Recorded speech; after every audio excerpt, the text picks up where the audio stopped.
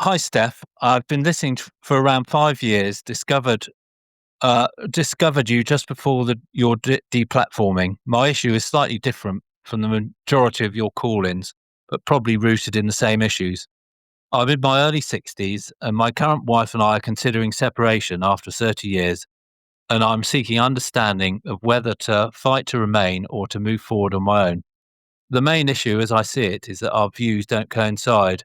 I've over the years gone from an animal rights activist and general liberal leftist, moved towards scientific skepticism and atheism, uh, to now a position of many of the positions you espouse. My wife, however, is still in NPC land, doesn't really engage in the world in that way, and maintains broadly liberal viewpoints without needing to explore or question them. Uh, this generally is not a problem in everyday life as we get on well and have a good, comfortable life. In a one-to-one scenario, it is generally fine, but problems have arrived recently when being with other people, with friends and relatives, many or most of who are similar NPC leftists. In conversations, I don't go full in by any means, but do often question the narratives, and I'm seen somewhat as a curious contrarian. In these scenarios, my wife gets quite very annoyed with me to a point where she now gets uptight and anxious when we are with other people. Quick background of our family situation: we were both married before. I had 3 children with a child abuse victim, which ended up in acrimonious separation and the courts. I didn't have contact with my children for about 8 years and only reunited with them when they were about 18. I'm now very close to them all. My wife had a child from previous marriage who I live with since she was 3 and consider her my daughter, and we get on well. We then had 2 children of our own. Even though my knowledge of your peaceful parenting was not then known, we have broadly parented in that way, although certainly not perfectly. Yeah, that's it. Right. Okay. And 30 years. Wow. I mean, congratulations. And 4 kids. Congratulations. I mean, where would you like to start? It it's it seems that I sort of live life on a sort of edge of wanting to be truthful and um, be myself, as it were, and not being, and like towing the line and uh, doing what's right. As to I think I'm quite a what's the term where the route of least resistance, I think, is something like that, where I tend to operate where I don't rock the boat too much, and uh, yeah, so that's my main conflict in that it that sort of being truthful is not always possible, it seems. And after having listened to you, then where that seems more important than it used to, then it's causing sort of disharmony, I guess, in myself. Um, Well, in yourself or in your social circle? well, it is in my social circle as well. But I always sort of hold back in that. I mean, what's slightly difficult in uh, where, because I'm later on and I've had a lot of these friends for a long time and I've had my wife for a long time. We've been together a long time. Then it it doesn't seem the same as just saying, well, these people are they're not going to listen to me, and if they don't listen to me, then I will reject them from my life. That almost seems too radical. Mm, right. Um, so I guess it's more of a pragmatic sort of way of operating in the world of just saying, well, this is what I've chosen and this is what I've got, and mostly it's not a problem, and it's and in some ways I listen to your call-ins and that, and lots of the people's difficulties and problems seem like really major, and so I almost feel slightly fraudulent in that this is, I've got a very comfortable life and it's quite easy, and and I've just got like this small problem. It just seems slightly inconsequential. So it, I feel a bit guilty even about bringing it up. Um, Okay, yeah, and let's get to the issues themselves, not the how you feel, because you did bring it up. So we'll just go sure. with that. Yeah. Okay, Sure. so tell me a little bit about your journey from left to, I don't know, wherever philosophy is. Yeah. Do you want me to go right back or? Since you're asking me a question that I don't know the Okay. variables, I can't Yeah. answer Okay. it.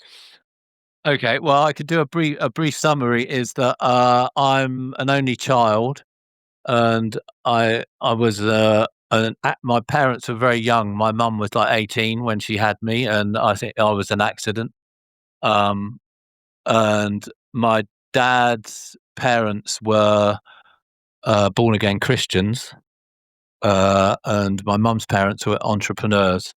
Um, uh, yeah, so my childhood was it was pretty good, really. It was like I didn't get hit. I didn't really get shouted at. It was, I was a slightly spoilt only child, probably. Um, my dad was not that present, really. He was sort of a bit aloof. But my mum was quite loving and supportive. Um, I went to quite a rough boys' school, where I sort of learnt to be uh, a bit of a class clown in order Can I to. just ask you for a tiny favor? I know you're British and all, but the uh, stuff is going to drive me slowly insane. If you can just, like, whatever it is you need to relax, because the is generally, are you resisting the story or not being present in the story or trying to gauge the effect of the story? So if you could just do me a favor and just, take a deep breath and try and minimize the because it's Okay, going to I drive was. I everyone was. mental. It's funny. I was totally not aware of that at all. No, it's fine. That's fine. Um, yeah, oh God, I'm gonna need to do it now.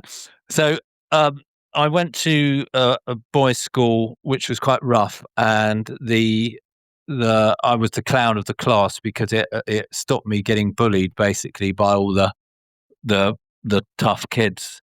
So school was I was fairly uninterested, and I was always told that I was bright, but I never applied myself. So I left school at 15 with no real qualifications. Then went to I apprenticed as a chef for a while, and then but that didn't work out. And then I went back to college and did some exams, but I didn't really complete them. And by this time, when I was 19, I met my first wife, and we got together fairly quickly, and then we had our Okay, first sorry. So child. this is the woman who had a history of child abuse, right? The one you ended up in the contentious Yes, court battles with? yes. Okay, so what did your parents say about you leaving school at 15? They were accepting of it. I think they didn't think I was particularly bright, and at Okay. the top, Yeah, but you had to have some kind of plan, right? You just leave school and cross your fingers, right? well, I had this vague plan of being a chef, and so I did that as for a year, but it was like split shifts starting at 7 in the morning and finish at 7 at night with a couple of hours off in the afternoon, and it put me off working in employment for the rest of my life, I think. Um, Yeah, I've done that split shift as a waiter. It's a lot of useless time in the middle of the day. yeah, so I was not that applied to know what I wanted in life or anything like that. So I just drifted really. But at this point, I started to get what you I would now probably call ideologically captured. My dad was sort of rebelled against his Christian upbringing, and I sort of did a similar thing. And I, what was I? I'm just trying to. I became active in the animal rights movement, along with all the other things that sort of went with it. So the sort of CND and peace movements, Sorry, what is anti-nuclear, CND? the campaign for nuclear disarmament, which was which was big in Britain at the time, and the sort of beginnings of environmentalism as well at that point. Well, all of the leftist-funded deindustrialization and disarm the enemy, all of the communist-funded stuff. Yeah, it was all that, and my other sort of vague thing at the time was about alternative communities, which weirdly I still live in one now. So for the whole of my adult life, I've lived in the sort of utopian communities as they were sort of set up. Although nowadays it's less utopian and more capitalist and practical. So it's even though it has a vestige of the old idealism, it's not quite as idealistic as one might imagine. But that's a sort of side issue in a way. So with my first wife, then we were both active in the animal rights movement, and that's what got us together. No, so I'm sure there were lots of people active in the animal rights movement. So if you had a good childhood, and this is just a question I have in general, if you had a good childhood, how do you match up with someone who had a bad childhood? It's usually not the case. And so what are your thoughts if that's a reasonable possibility that I've got to figure out the compatibility here? Sure.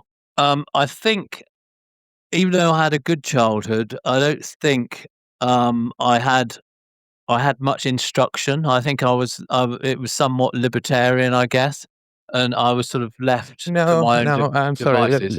Hang on, but libertarianism is a very strong and staunch philosophy, and so, but do you mean neglect? I wouldn't say neglect. I wouldn't say neglect. I mean, I think I was left to my own devices a lot, and I became quite self-reliant. But Well, no, you can't become self-reliant. You can't, because there are dangerous, manipulative people in the world, and you need to be trained and warned about them, right? I mean, if you lived in Africa, you would, like on the edge of the jungle or the Serengeti, you'd have to train your kids about predators, right? You couldn't just let them wander all over the place and meet a lion, right? sure, but I think in my childhood it was somewhat safer than it is now, and so I could. No, it wasn't, because you married a dangerous woman, right? Yeah, sure enough. So that's my question is, it is profoundly neglectful for parents to not teach their children about evil, corruption, manipulative people, red flags. You're really throwing your lambs to the wolves, right? Yeah, I guess that's true. I Well, guess and I I'm sorry always to interrupt again, but your parents are Christian, right? no. Oh, I'm so sorry. No, I thought they. My, no, my apologies if I it was misheard that. no, it was the grandparents that were Christian. Grandparents. Okay, so the Yeah, grandparents would have taught your parents about dangerous and evil people, because that's foundational to Christianity, right? That the world is full of manipulative people who are going to try and lead you down the easy path towards self-destruction, right? uh, I don't think they would have. I mean, they're supposed to.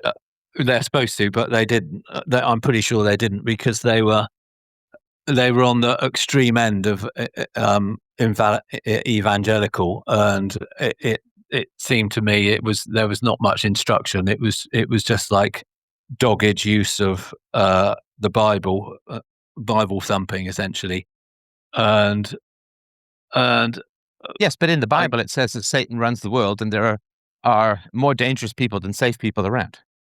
sure, but I don't, because my parents totally rejected their Christian thing anyway. Then they were certainly not coming from any Christian point of view, and I think being very young parents themselves, then they were not really.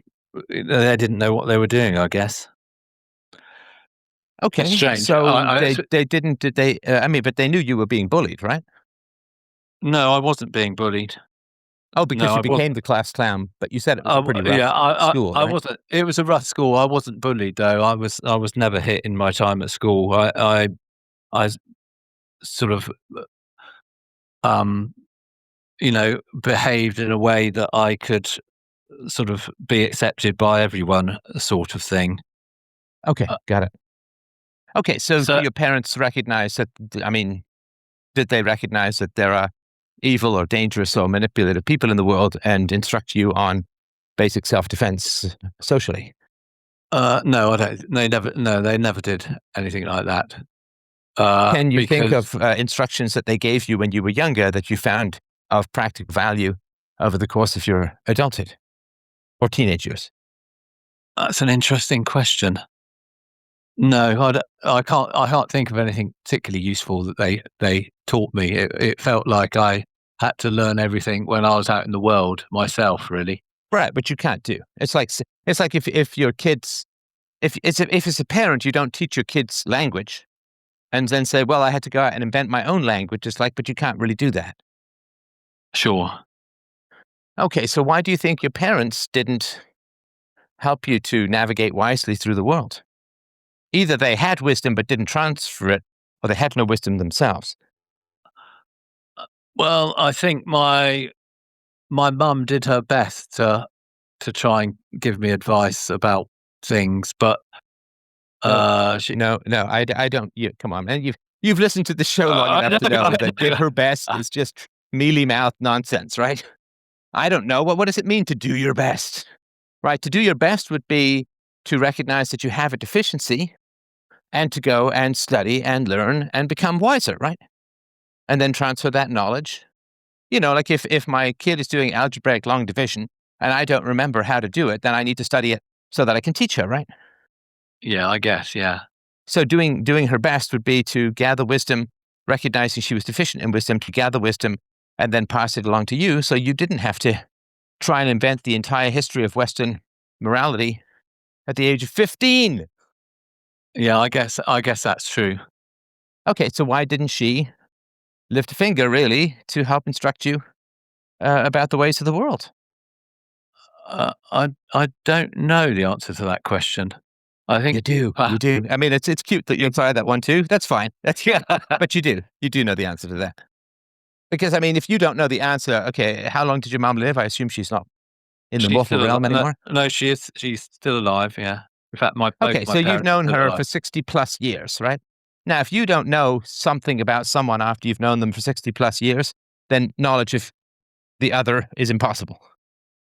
Yeah, I mean, I would say my mum is a very loving person, but not the she's not the brightest. Okay.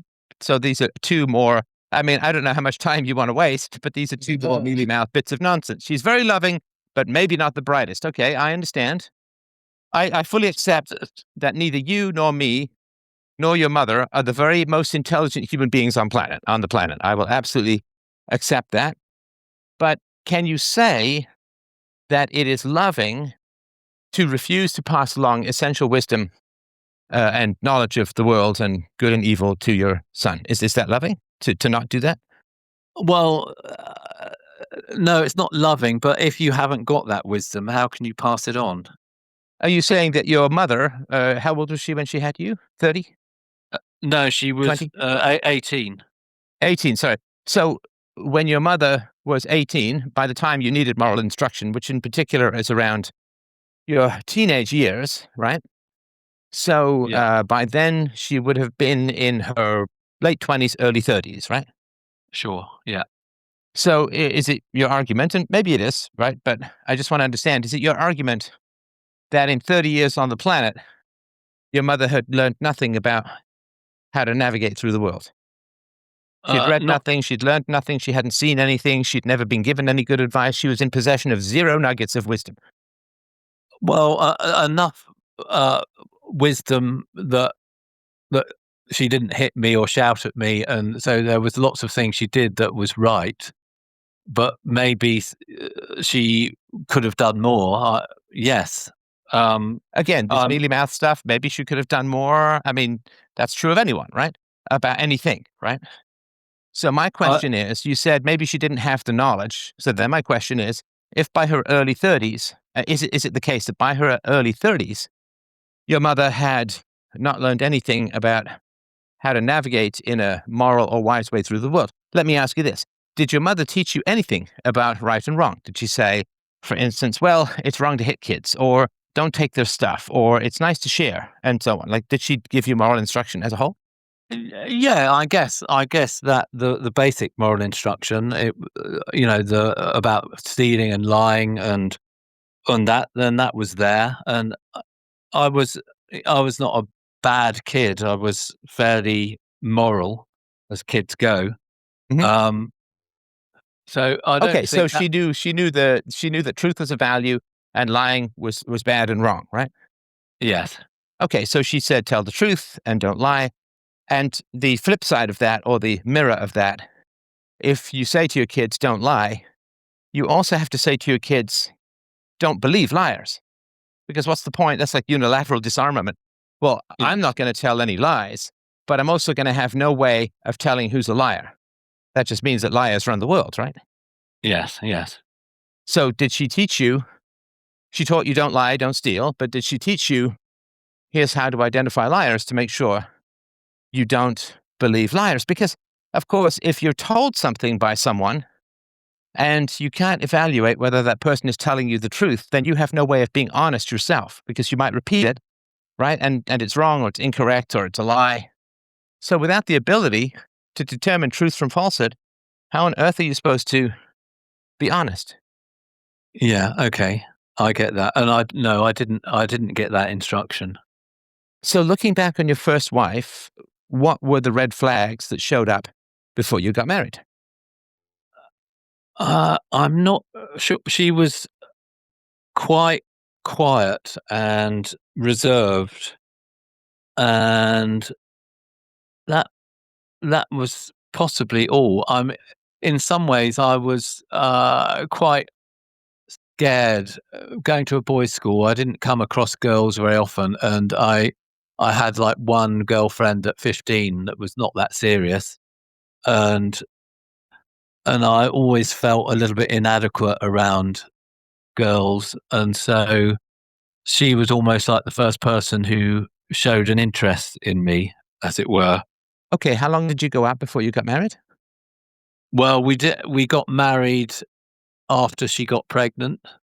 So we got together when I was 19 and our first child was born when I was 22. So we were together for like 2 or 3 years or something before we had our child and got married. Okay. So you were together for 2 or 3 years, and did she show any red flags in those 2 to 3 years? Not initially, but after she told me about her abuse after we'd been living with her parents for a while, and then it wasn't going well, and then at some point she said, "Oh, I was sexually abused by my father repeatedly as a child." And I'm so sorry, then we how long into the relationship was this? probably a year or 2, Well, come something on, like that's that. okay. That's a big span, but okay. So before you got married, you found out that she was the untreated victim of heinous childhood sexual abuse. I assume she hadn't gone to therapy or anything like that.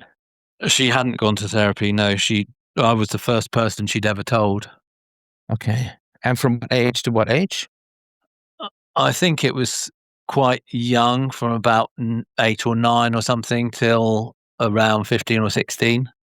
And I assume, so she was still living under this predator's roof when you were with her. No, Oh, I'm sorry. I thought no, you said you were living at her parents' place. My apologies. no, we just went to live with her parents when we were I was in the early 20 when I was in my early 20s, like 21 or something. We lived up there for a little while with her parents, and that was when she Sorry. told me. That's when she told you. Yes. Okay. And what then? Did you tell your parents? I don't think I did. Why do you think you didn't? I don't know. I think it. it was a thing that was that I did. It was not a thing for me to share. It was a. What do you It mean? was She's a. going to be It, part of your family. What do you mean it's not yours to share? well, Your that parents I have to guess live with her for the next 50 years. I guess that's what I felt at the time. It was a thing that it was her thing, and it was not mine to share with my parents at that point. I can't actually remember. I did tell them at some point, but I'm not sure at what point. Well, I guess after you were married, right? I guess so. Yeah, that doesn't ring bells of when I told them. I must have done because But sorry, why? because I mean, either if it's not yours to tell, why would you tell them later? I think I think after our first child was born, then she did start to go to therapy, and we were involved in it. Was a lots of sort of new agey sort of stuff, and there was lots of sort of child abuse. Uh, um, what's the term? I can't even remember now, but it was like groups of women who were abused, who were all in groups together and support groups and things. So there was lots of child abuse support groups and types of therapy. I'm not looking back now. I'm not sure it was the best therapy. It was all lots of people together in pain who are Like screaming in the woods kind of stuff. yeah. It was a bit like that. Yeah. So it was sort of the beginnings. It was when I first realised that all men are bastards, sort of thing. Because uh, it was that sort of thing in a way. Sorry, what do you mean you realized all men are bastards? Well, very much the emphasis of it was that there were a lot of all the women who were sexually abused, and then they had partners who were like supporting them through them in quotes healing from this, and but it But it's was not healing to say all men are bastards, right? no, but it definitely was my first insight of the sort of feminist worldview of look, the men are the problem in the world, Hmm. and it's men that has caused this. Right. Okay. Okay. Okay. So, how long were you married for? About 9 years or something like that, 9 or 10 years. Um, did she leave you, or did you leave her? She, well, it was slightly peculiar in a way because she was even so 9 years on, and by this time we had three children who at that point were about 10, 8, and 6 or something like that. Mhm. And so I'd been like supporting her for a long time, like going to therapy and doing lots of stuff around it. And she was still quite a reserved person. She was not very outgoing, and I would have said that she was quite a good mother in a way. I'm sorry. What But was her relationship with her father like over this period? oh, by this time she cut him off. Okay. And her mother? She cut her off as well because the mother was quite complicit with the whole abuse. Right. Okay. Okay. Sorry. Yeah. You go ahead.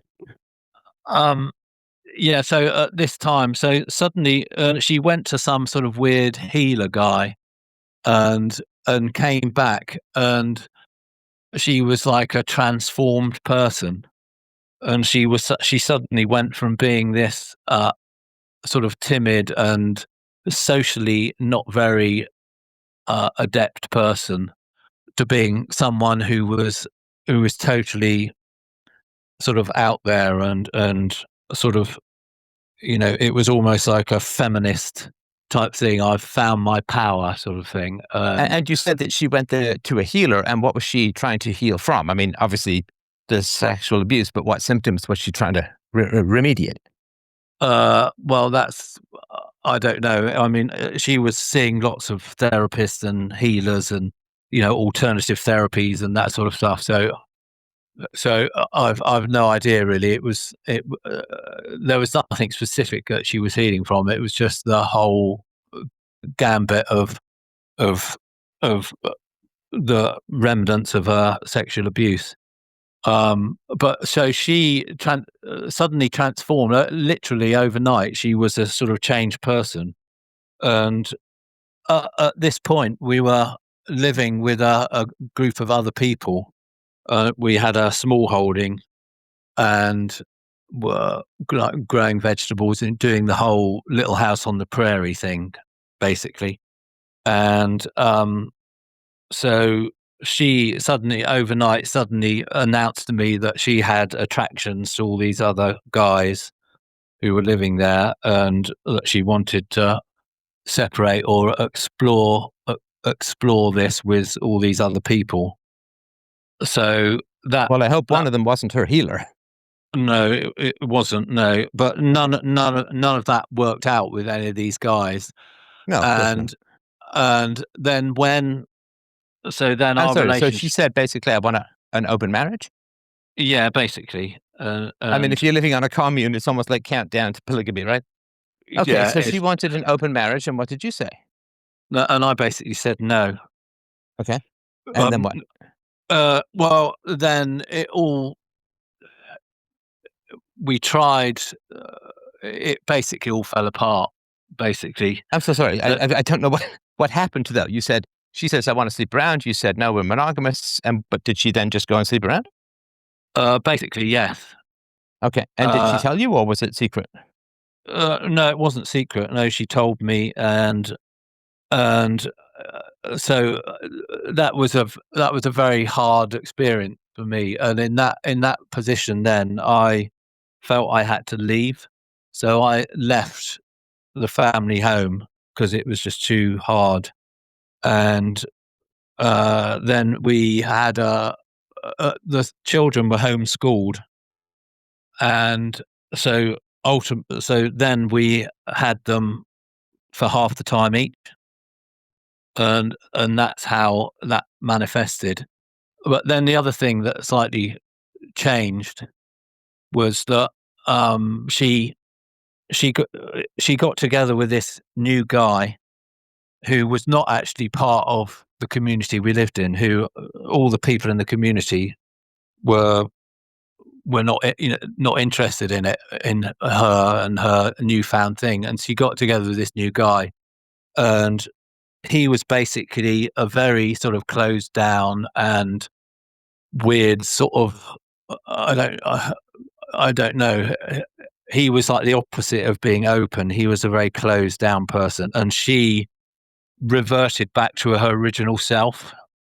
She and if anything, she became even more closed down. So she became, we lived out in the middle of the country and we never locked doors or anything. And suddenly she was like, they were putting fences up and locking doors, and they were quite paranoid about the world and everything. So it became increasingly difficult with the children going backwards and forwards. There was more sort of acrimony, and it wasn't great for them at all. Okay, and then Ultimately, the children were half the time with me and half the time with her. And one day, so they were homeschooled, so that was possible. And then one day, I was supposed to pick them up, and she basically wouldn't let me.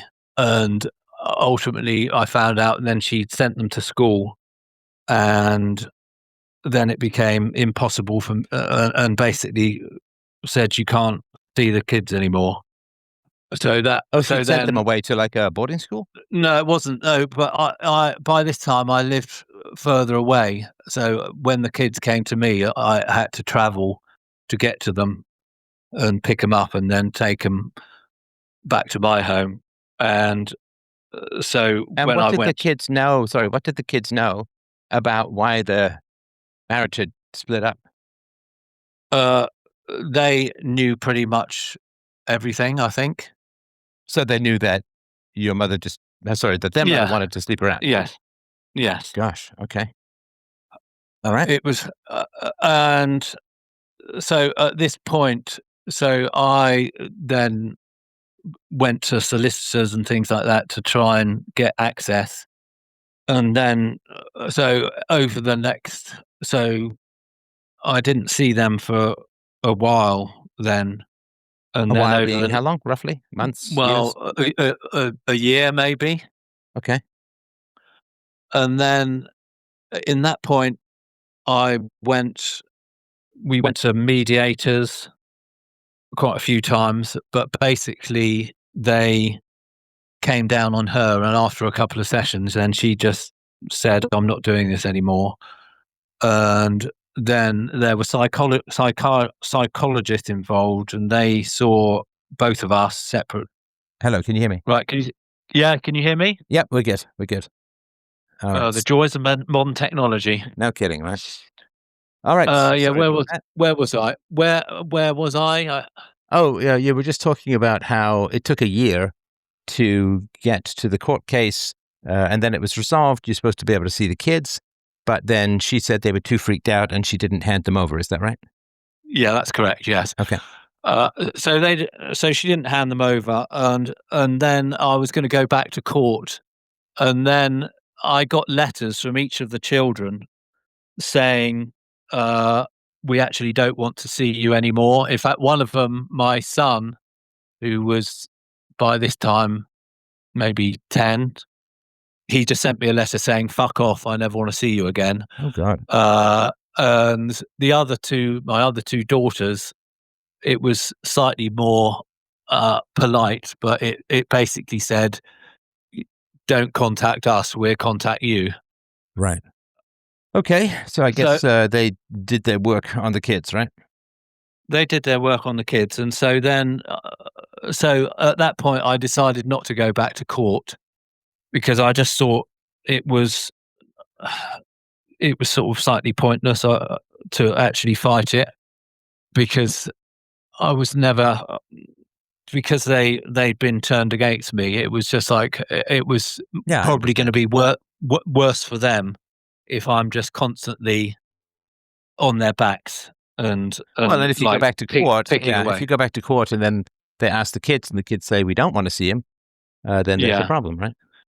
So I mean that was an incredibly hard part of my life there because it felt like I'd been very close to them. Being homeschooled, and I spent, a lot of my time with them when they were young. And so when I didn't see them anymore, they were just gone out of my life. That was, it was hard. And so at that point, I thought I should sort myself out a bit. And so I started to go to therapy and try to make sense of it. I I became involved in sort of men's rights groups around, sort of there was a group in Britain called Families Need Fathers, and so I was involved with that, and yeah, and I just basically got on with life, and I still sent them letters and presents, and there was like a third party, brother who I was in contact with who pass things on, but I never knew whether anything got through or not. Right. Yeah, so that was the scenario until that was 8 years that went on for. So I didn't see them for 8 years. Oh, right. And then they got back. Did your wife ever circle back? Did she ever say that might have been a bit strong or harsh, or how did things go with her? No, Okay. And do no, you know there if was she's still with nothing. the same guy? No, that all went terribly pear shaped. A couple of years ago, only fairly recently, but a couple of years ago, Okay. and yeah, and subsequently, I've talked to my children about it, and their their stories of the life that they had after I left was somewhat horrendous. Right. So it makes me wonder whether I should have fought harder, but it felt at the time it was the only option I had. Right. Right. And I'm sure that you talked to people and tried to figure out whether it was worth pursuing or not. And so, okay. All right. Okay. Yeah, Sorry, go ahead. well, I'm just circling back a little bit to you talking about my mum, and so it seems for how my mum failed me as a child, sort of paled into insignificance to how I failed those three children. That's what it sort of felt like. Okay, and I appreciate that. And how did you fail them? I mean, you could have gone back to court, but if they don't want to, if they tell the court we don't want to see him, and heaven forbid, right? I'm not saying this would happen, but it certainly does happen. Heaven forbid that you get accused of some sort of serious impropriety with your children in order to keep them, right? I mean, it's very common Sure. in divorce proceedings, and that would have been a complete catastrophe, right? So if they don't want to see you, Yeah, they've been yeah. brainwashed that way, and then they might be coached to be even worse or say even worse things. It's hard to know how you could have done better, if that makes sense. Well, obviously, what I could have done better is, as you sort of alluded to at the beginning, in a way, is that I could have seen the red flags my regarding my wife in the first place. Well, okay, and that's certainly fair, but you got together when you were, what, 18, 19? Yes, Okay. So how, and you had no training from your parents. yes. So help me understand how you would have been able to do that. No, maybe not. No, Well, no, I mean, I'm open to hearing the case. no, no. I mean, it did feel like going into the world of relationships when I was 18, 19. Then it was like I had absolutely no idea whatsoever. Well, I'm assuming that your first wife was like, sexy and pretty or charming in some way that kind of bypassed the whole evaluate the person from a stability standpoint. Yeah, yeah. I guess that's true. Yes. Right. So, I mean, one of the things that parents have to teach their kids, of course, is do not fall prey to lust. Right? Because Yes. lust is when, lust is like sugar, right? I mean, sugar's good it's fun for the tongue, but it's bad for the body. And lust is, good for our nether regions, but bad for our lives, right? Yeah. No, I'd say it probably almost was massively that at that point. Sure, sure. And I mean, it's not like I've been always perfect in my decision making, but it is, I think, something that parents are supposed to teach their kids about, right? Yes. And your mother didn't. And of course, I assume that your parents met your first wife before you got married, right? Yes, Okay. they And what did. did they Yes. think of her? Uh, they they liked her. I think they felt she was a bit quiet and a bit reserved. I mean, they never said this. Well, or they sort of implied that that's what they thought. They never actually took me inside and said anything. They just So they never gave you any support. feedback on the woman you were going to marry and have kids with, or I guess you No, had kids with and were going to marry. no, they never did. No, they just like supported me in in our relationship. Really, we on several occasions we lived with my parents for a while, and Oh, you and your first wife. yeah, so we lived with them for a little while, and even when we first had kids, then we lived with them for a bit, and Okay, so they had so they significant exposure to her, and they yes. never. Now you said that they supported you. Tell me what you mean by that.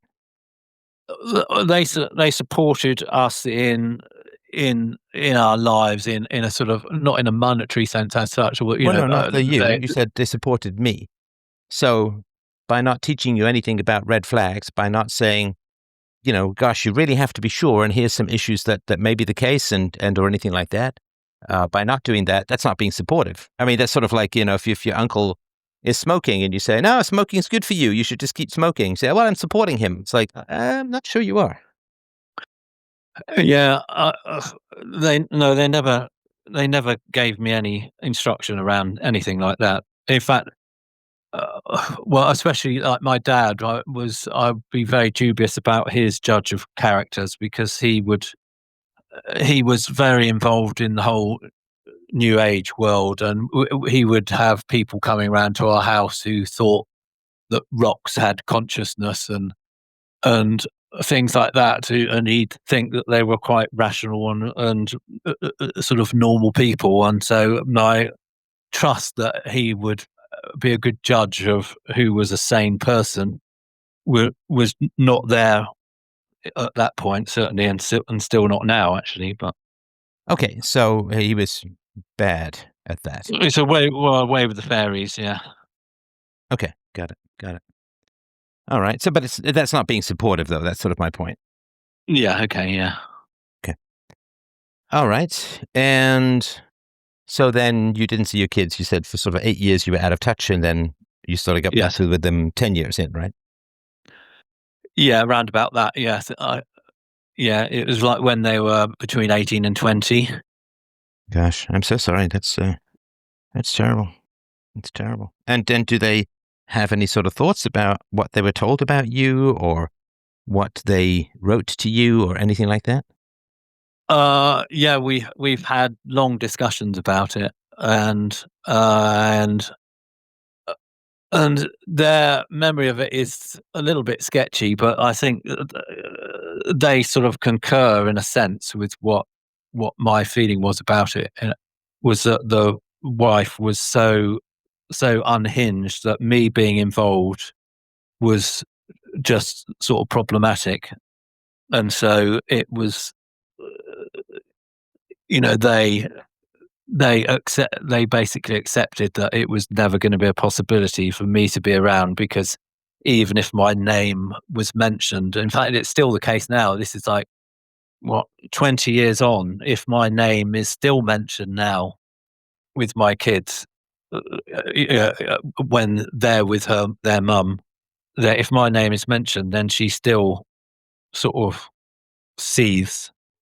So there's no circling back and taking any responsibility at all. Hmm. I'm sorry about that.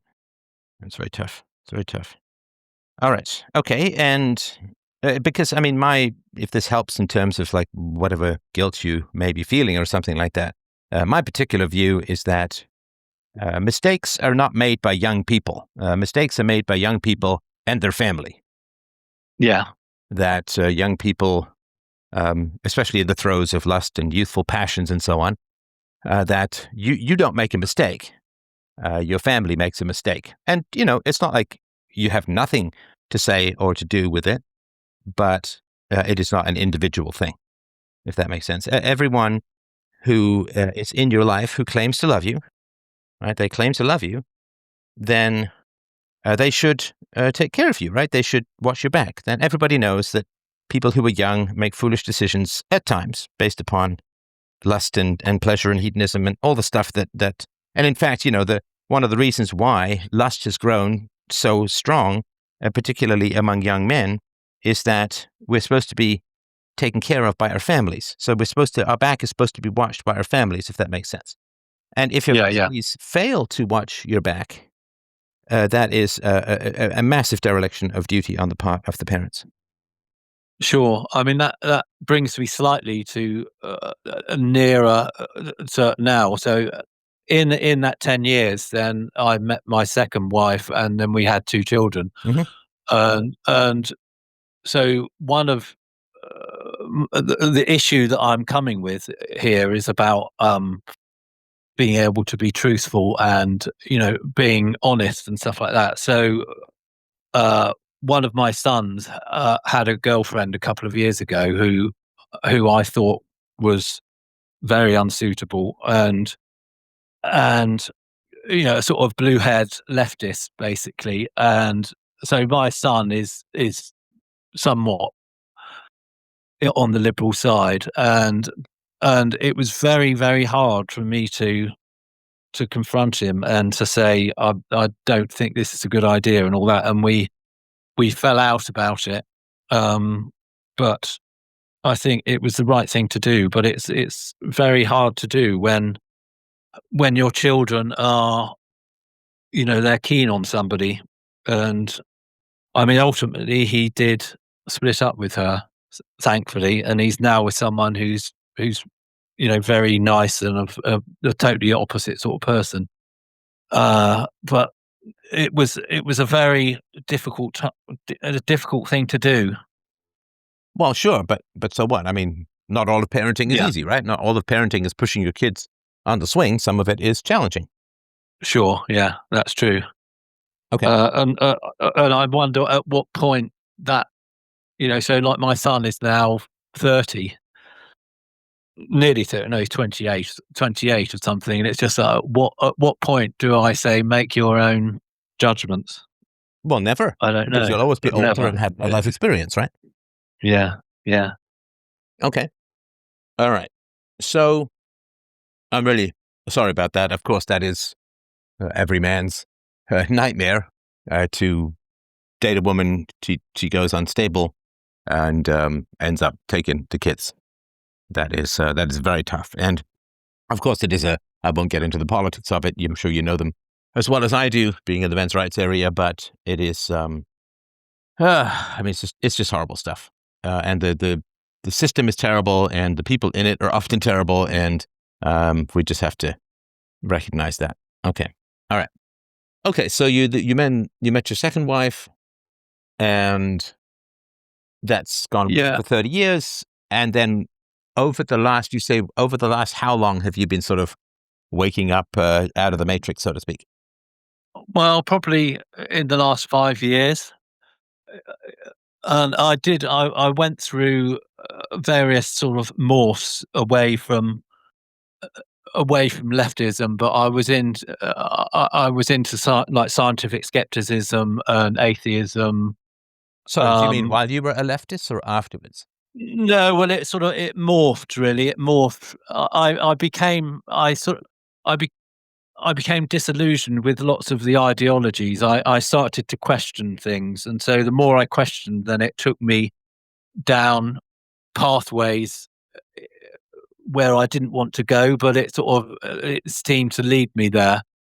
So I was in the sort of personal growth movement for quite a while, and I would like steward at Anthony Robbins events and all that sort of thing. And I trained as a counselor, but I became even somewhat disillusioned by the whole therapy world in the the people I were training with, and there were some like the most amazing, wonderful people ended up not being the counselors, and the ones who got through the courses seemed to be the ones who were the most disturbed.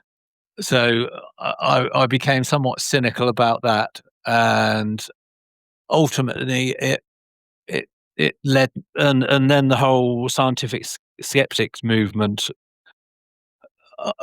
that got splintered, and it was the whole trans issue came up, and that was a very weird thing around the skeptic movement, because it divided down the line of um, the turfs and the non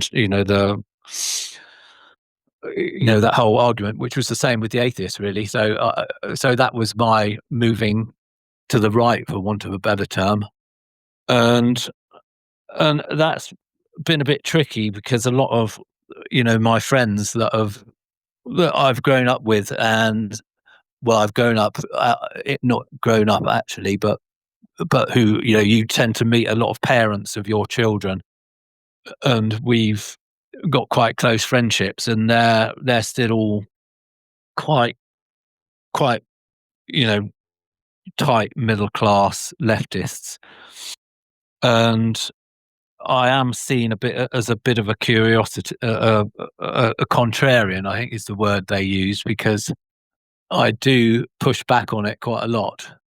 But that I think most of the time that I think they don't believe what I'm saying. They think that I'm just being argumentative for the sake of being argumentative, Hmm. and they don't actually engage with the content.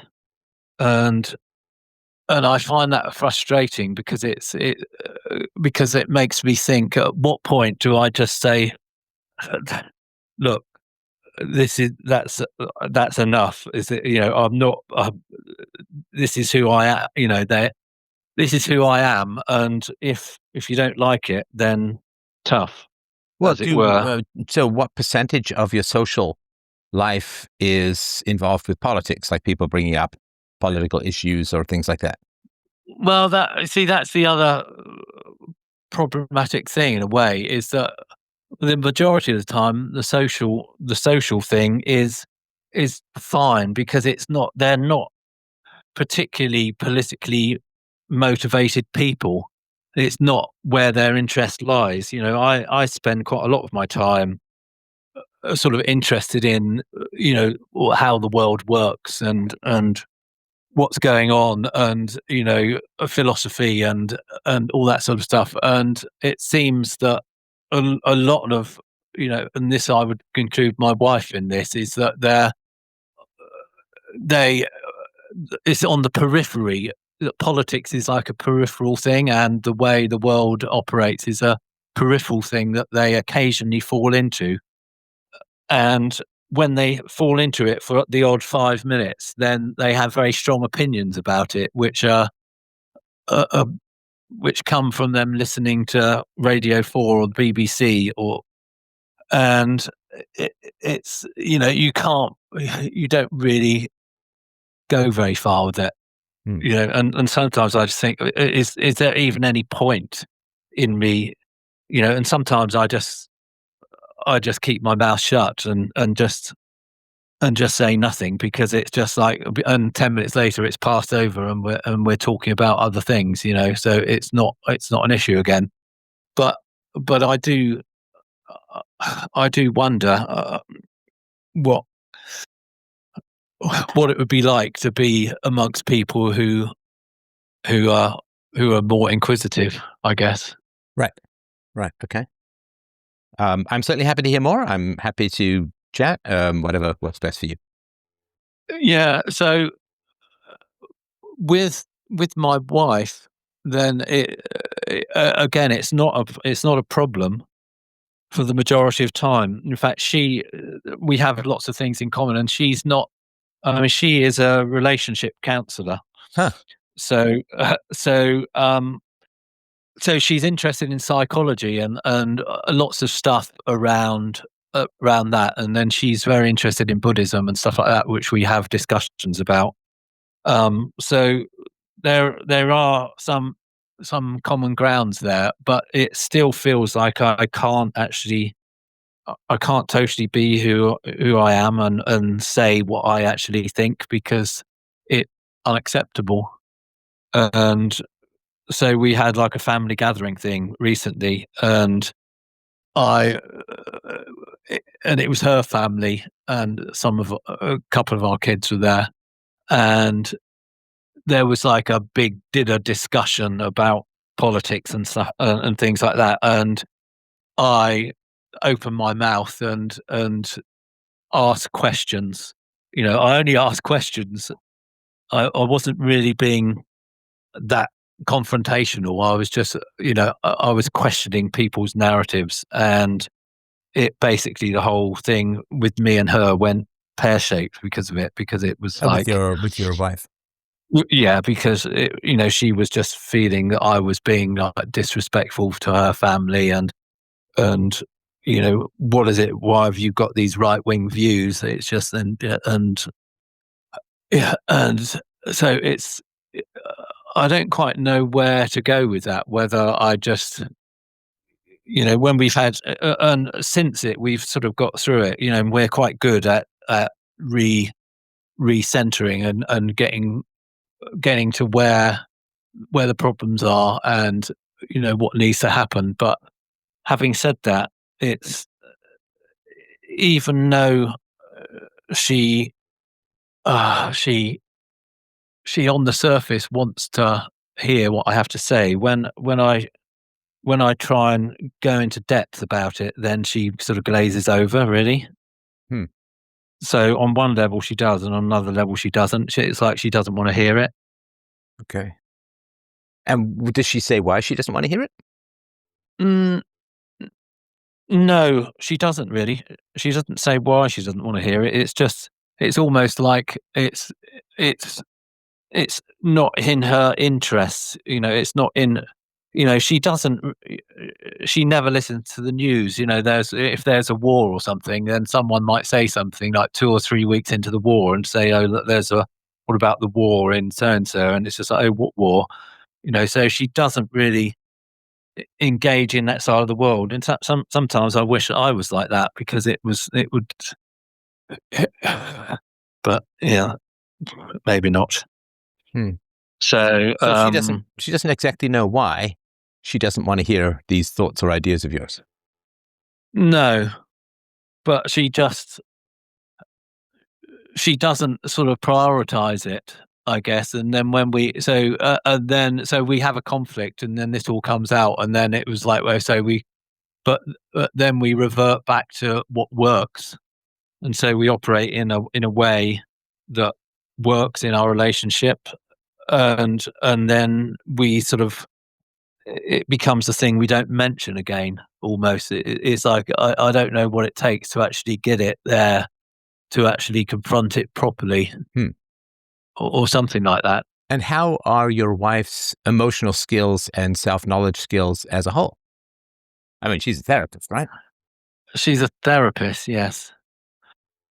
Uh, in s- in some ways, that's hmm, that's quite a hard question, really. In some ways, she is quite self-aware about some things, and in other things, she's not.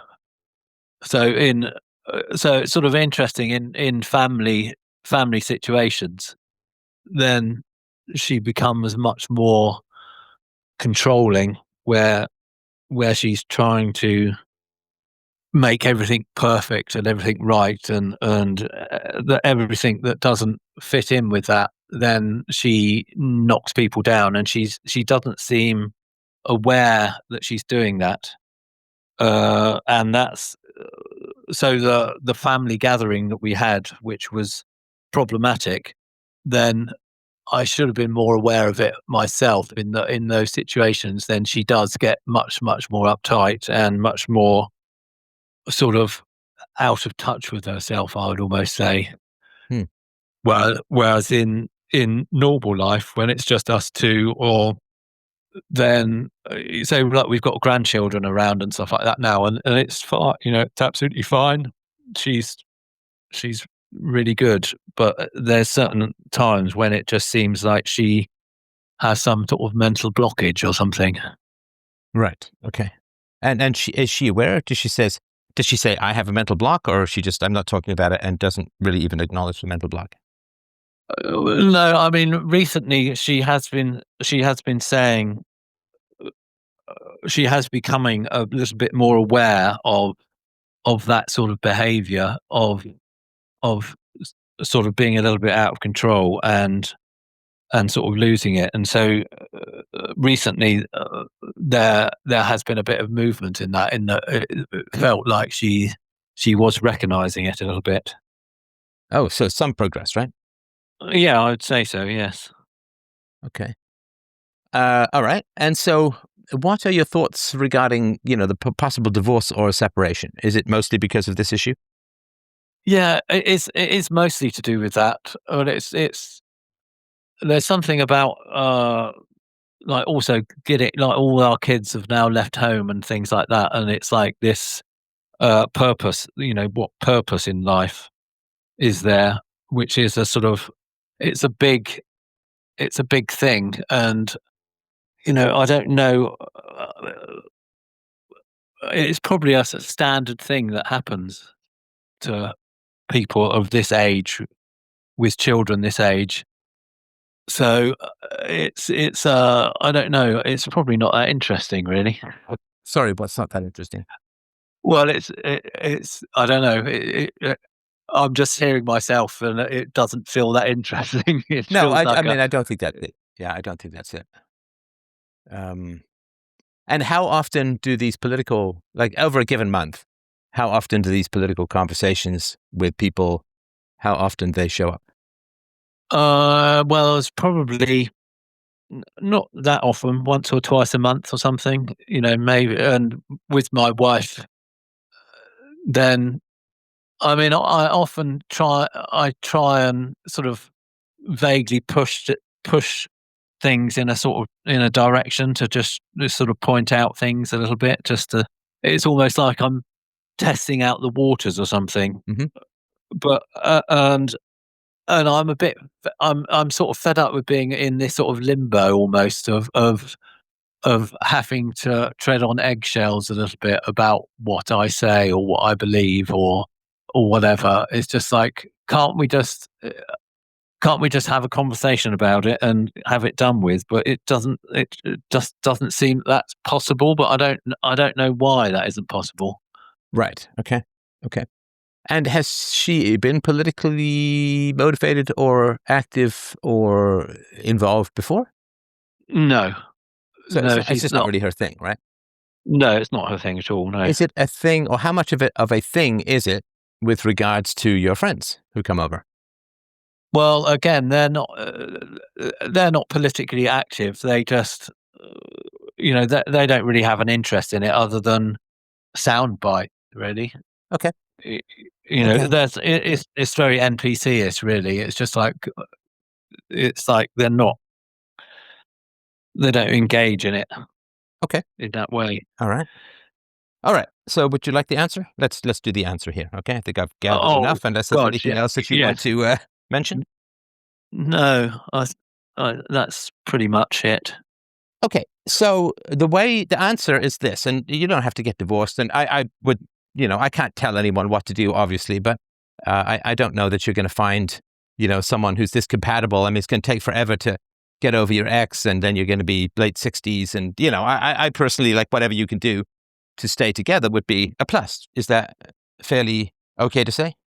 Yes. Okay, so the answer is this. Are you ready? Yes.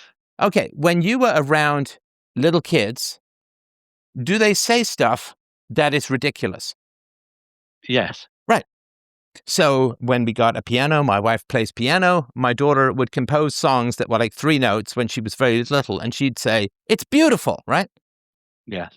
Now, do I sit there and play her Rachmaninoff or Liszt and say, "Well, kid, compared to this, it sucks," right? Yeah. What do you say when children say things that are, I mean, objectively foolish and wrong, not relative to being kids, but what do you say? You you give them praise. Yeah, that's really cool. I'm really glad you did that. That's really neat. Well done. Yes. Now, you wouldn't lie to them and say, that's the most beautiful song I've ever heard. We have to get the Philharmonic to record it immediately, right? But you would say, it's really cool that you did that. It's delightful. Well done. That kind of stuff, right? Yes. So when children say things, and even when they say absurd things, like if you've ever come across a kid who's got chocolate all over his face and he says, "I didn't eat any chocolate," right? You don't yell at them, "Or you liar." It's just like, I think you might have a little, right? You're indulgent Yeah. because they're young. And I mean, I wouldn't even say foolish, but they're young and they don't really know what they're saying, right? So you're indulgent. Yeah. Yeah. Yes. So when people who aren't trained in philosophy say stuff, they're like children. They're saying things they don't understand. They're making noises just to be pleasant, and they're just repeating what they've been told. They don't have the first clue of what they're talking about. And like children, they think they know something when they don't, right? Yes. Like a child will write a lovely little story for you. All the words are misspelled, and they say it's perfect, right? Now, do you sit there and say, plot's a little thin, character development could be stronger, and you misspelt a bunch of words, kid? Yeah. Yeah. Indulge them because they're children. Does that make sense? It does make sense. I guess my opinion of myself is that there's still a possibility I am that child as well. Still, even though Okay, so in, now it, hang on. So my understanding, sorry if I got this wrong, my understanding was that the major issues were showing up in social situations. sure. Yeah. So when I after listening to you for an hour and 20 minutes, I put in 2 minutes of an answer, you immediately move the goalposts. It's a little annoying, to be honest with you. Yes, but what if I'm that child? It's like, we're trying to help you socially, bro. Yeah. Okay. Do you see what I mean? Do you see what I mean? Like, you're tormented with social politics to the point where you're thinking of dumping your marriage. I listened to you for an hour, 20 minutes. I give you 2 minutes of feedback and you move the goalposts. I'm unsure whether I am moving the goalposts. You are moving the go ahead. goalposts. No, you are, because listen, we could talk for at least another hour or two just on the idea of treating adults like children when they're saying things they don't understand, because that's a big old complicated topic, right? Yeah, yeah. So you didn't say to me, that's a really interesting perspective. You didn't say, how's that worked out for you, Steph? You didn't say, I've never heard that before. You didn't say, you just simply started talking about something else. You also didn't say thank you for listening and mulling through all of this. And so I listened for a long time. I give you feedback. And then you start talking about something else with no acknowledgement of what I just said. I'm sorry about that. No, it's not. It's fine. It's totally fine. But the question is why? Like, you asked for this feedback based on social stuff. You want to stay married. I'm giving you a path to stay married. And when you listen back to this, you'll notice that I said, finally, right? Rather than asking questions, I give you some feedback. Yeah. And rather than engage me in the feedback, you went on, well, but I could be that child, and that completely, it doesn't address what I said with regards to the social stuff. Could you throw it to me again? Sure.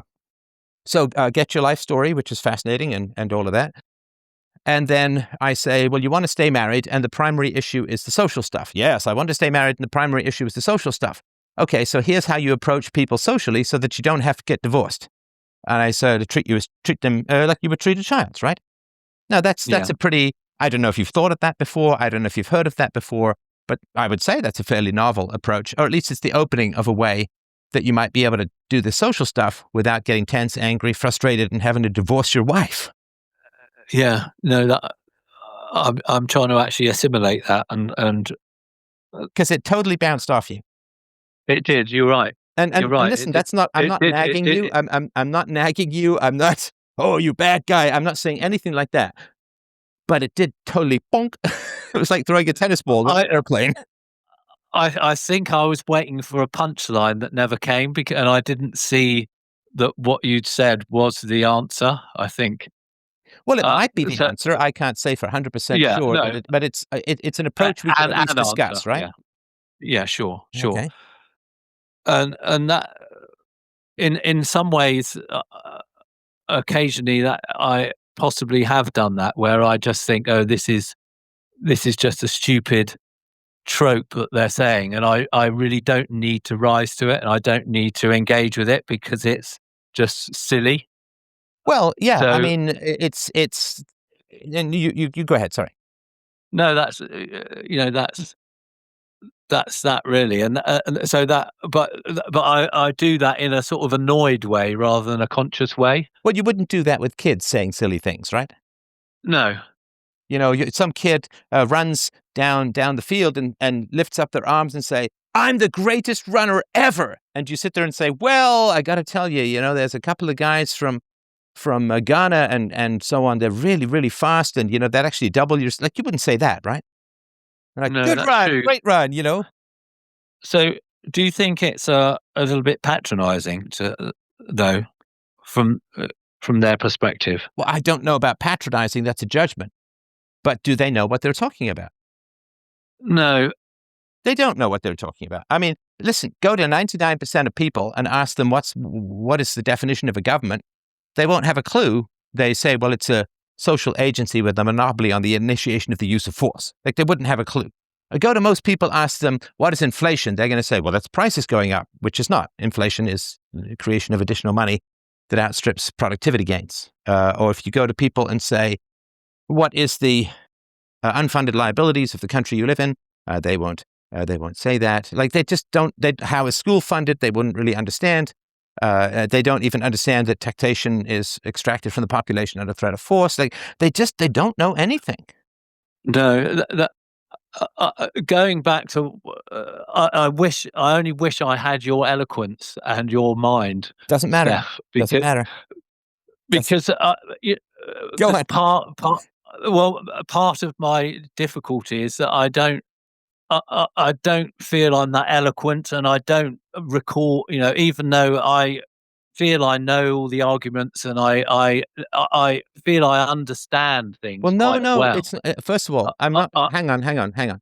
So I'm not sure that you lack eloquence, but you're going up against a great headwind, which is your wife and you might split up if you say the next thing. Like, that's Yeah. really tough to be eloquent, right?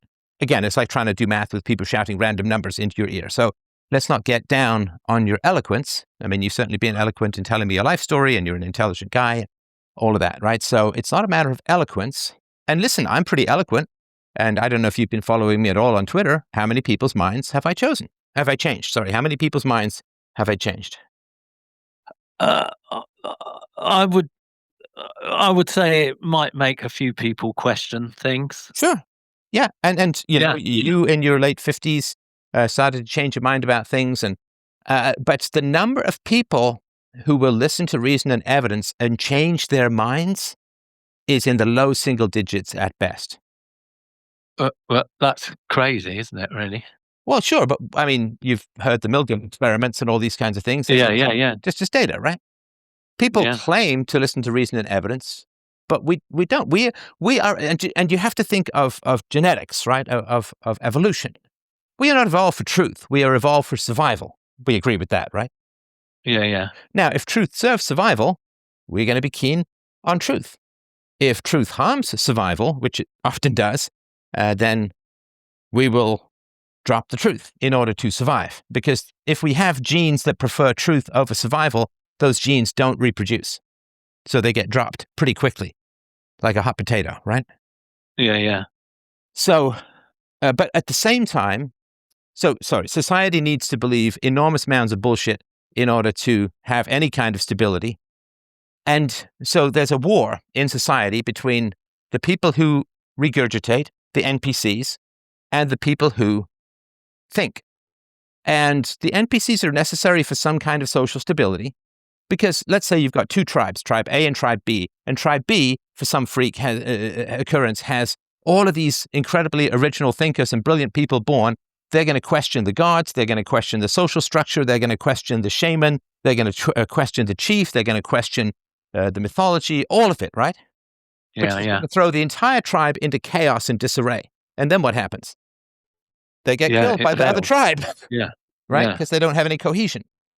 So there is the NPCs provide stability or ballast to society. And I'm not talking about a future free society, peaceful parenting, voluntarism. I'm talking about evolution and right now. So the NPCs provide a certain amount of stability, or at least they used to.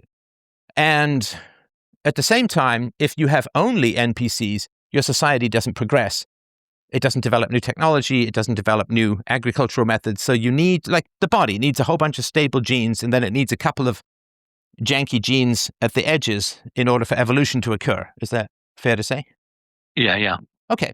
So most people are ballast. They simply regurgitate what they've been told. They pretend to think, and they enjoy the social fruits, and they get to reproduce. And then there are a few people who kind of chomp away at the edges and work to move things forward and to improve things and so on. And it only takes a couple of % of people in a society to change the whole society. So we're just kind of gathering strength and spreading the word and so on. But most people will just kill other people if they're told to. Most people will, almost everyone will torture someone if they're sort of half instructed to by somebody in a white lab coat. And so they are not like you. And that's fine. People have to be societies have to be somewhat stable. So it's fine that there is stability. And of course, most people don't want to be in a time where society is going through a great deal of instability because it's pretty dangerous and toxic, and a lot of people get killed, right? Or ostracized or tortured or just don't reproduce, which is arguably genetically worse than anything except an early death. So you are dealing with the generalized NPC brain bots that keep society stable. And they don't want to know that they're NPCs, so they pretend that they know things. Yeah. Right? Like when kids, I mean, again, you were around kids when they were very young. They don't start saying words, they just start saying sounds, right? goo goo gaga, beep beep boo boo baba, right? So now they think they're saying words, or they think that they're saying something that's understandable. When I was a little kid, for about a year, nobody could understand what I was saying except for my brother. And so when kids they're just saying stuff, it's pre-language. They're just making sounds because they're imitating the mouth sounds of those around them, but they don't have any content. And that's where people are stuck, often politically or philosophically, is they're just making sounds based on the sounds they've heard around them, but with no intellectual content. And they are like children. Now you say, is that patronizing? It's like, no, patronizing is when someone is good and you pretend they're not. And we don't really think of patronizing children, right? I mean, we might patronize somebody who's got cognitive deficiencies as an adult, but even that wouldn't be patronizing. Patronizing is often a form of competition, of subverting or undermining competition. There used to be a writer in a magazine up here. Her name was Donna Lipchuk, and she wrote for a sort of very alternative lefty magazine. I don't know if it's still around, newspaper called Now. And I just remember many years ago, she had this article where she was saying, they always say that little, if you're in the theater world, oh, how's that little play of yours coming along? Oh, how's that little role of yours coming along? That's patronizing because you're diminishing other people's success and implanting in them that they're small and foolish when it may not be the case at all. Yeah, I can see the difference, Right. So it's not patronizing to say to kids, great job, the first time they draw a lollipop figure. And it's not patronizing to say to kids, I love the way you're talking when they're just making babbling noises, because, you usually should be excited and you recognize that they're kids. Yeah. So people, they don't think they are programmed to repeat sounds, that there are magic sounds that get them social resources. So,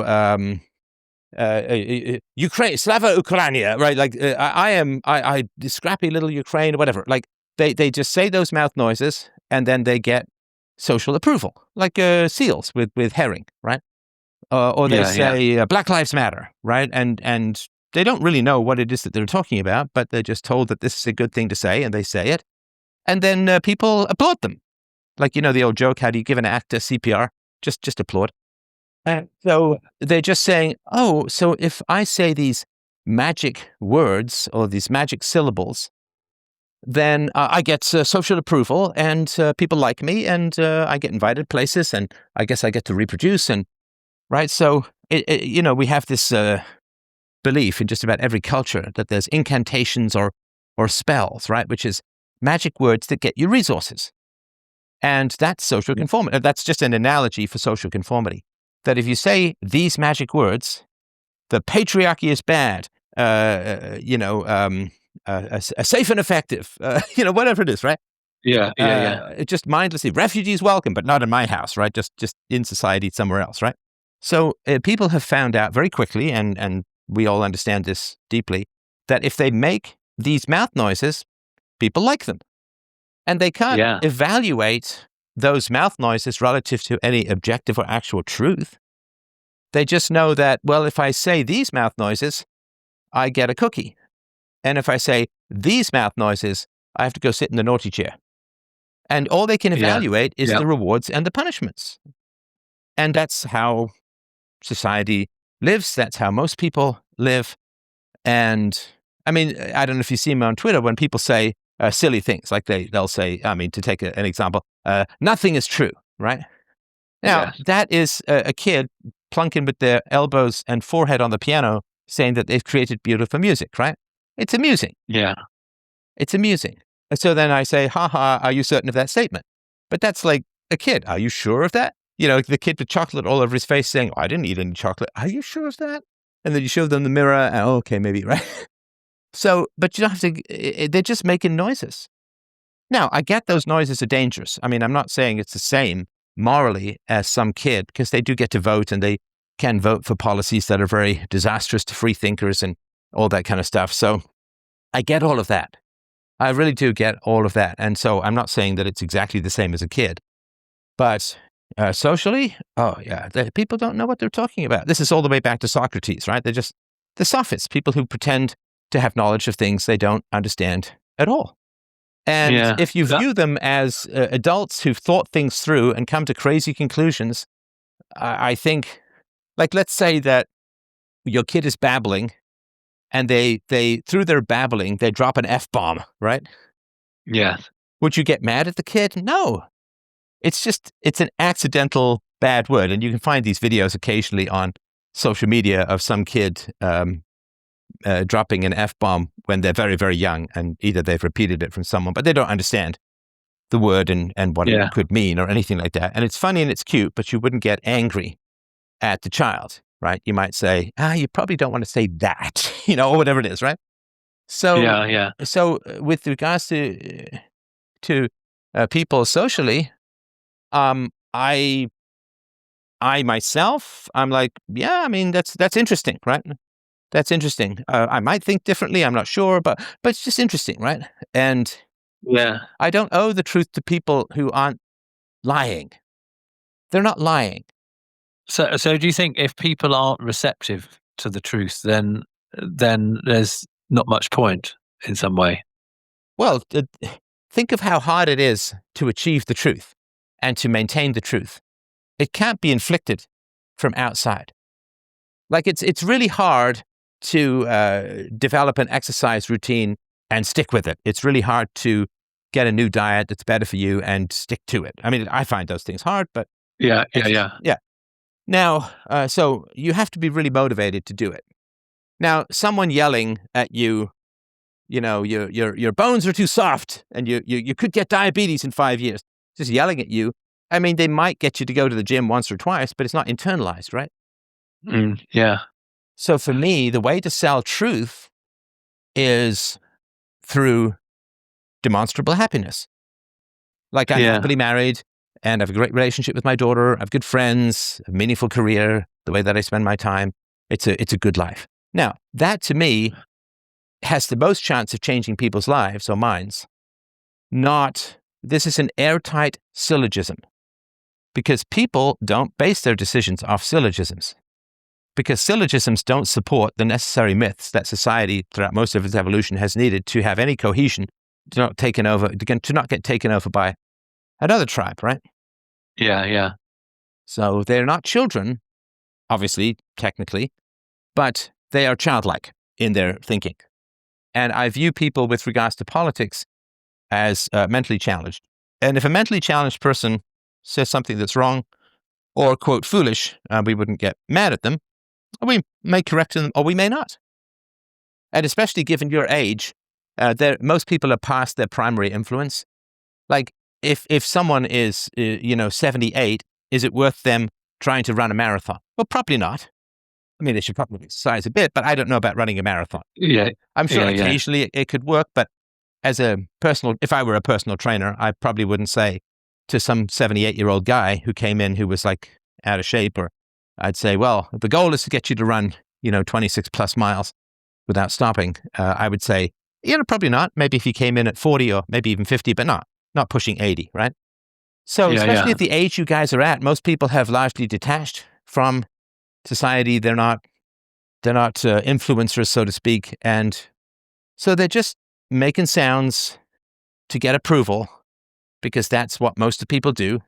And that's why we survived. And some of the stability that people making those mouth noises has generated is one of the reasons why people like you and I can exist and do what we do.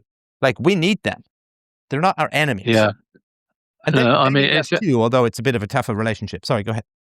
No, I mean, it's a really interesting way of looking at it, and thank you for that. I will look at it in a different way, I think, from now on. Another thing I would be interested in, though, your opinion about would be the interface between that NPC world and with circumstances like where it might matter more, like with my children or something.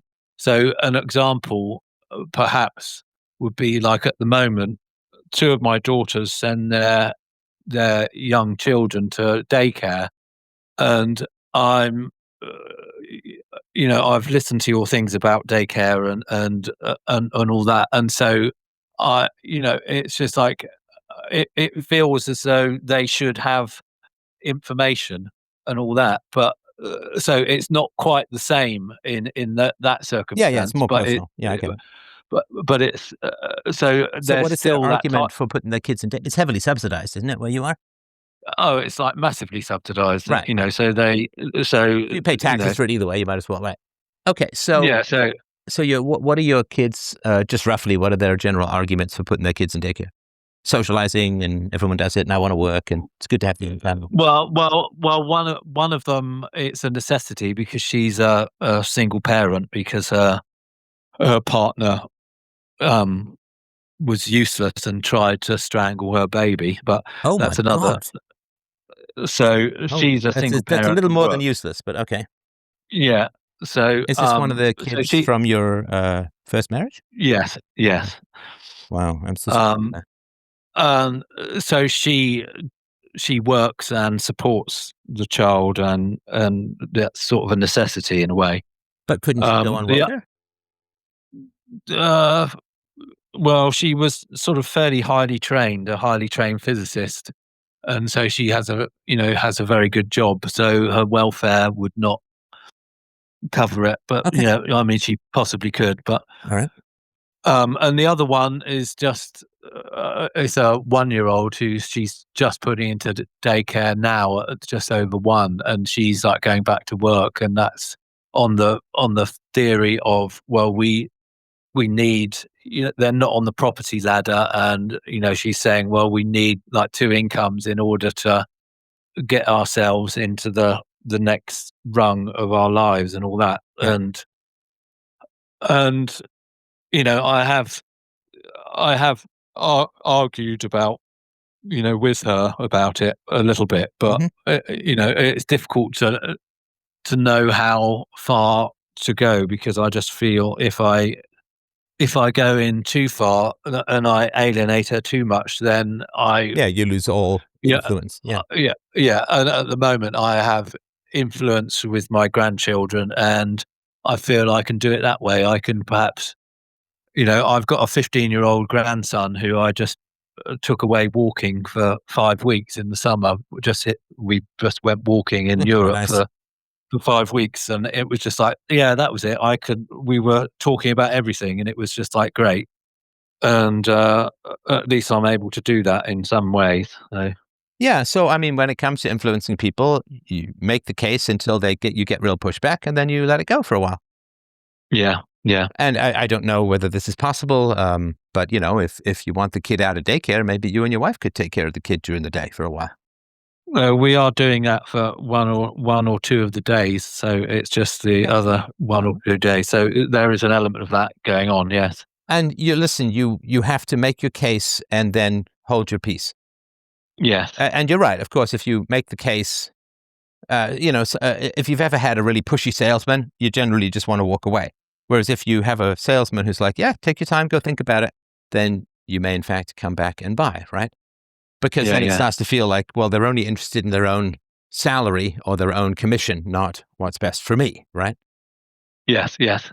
Yeah, so I would say, yeah, definitely, make your case, and um, if you get a lot of pushback, if they start to get really chuffed, is that the chuffed, start to get really upset, then yeah, you can just pull back and pull back. Sure, yeah, that makes Yeah. that's. I mean, that's.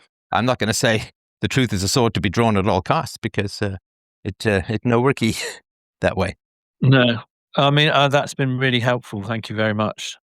And there was one thing I wanted to say, not in relation to this at all. Actually, just a feedback to you is that I was listening to you the other day, and it came to my mind. Sometimes I listen, and sometimes it can be a difficult listen, and and sometimes it's just like amazing. And I sometimes think, and I think I've heard you say it occasionally about like Freddie Mercury or something, and sometimes it's just, and sometimes you say things in such a way, and you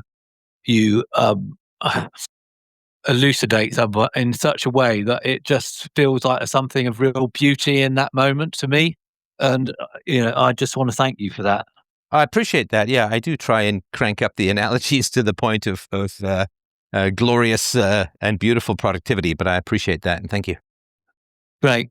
Well, that's really brilliant, and thank you for getting back to me today. You're welcome. I appreciate your patience and your flexibility, and I hope you'll keep me posted about how things are going. I'll do that, and thanks very much. You're welcome, brother. Take care. Keep up the good work. Will do. Bye-bye. Bye-bye.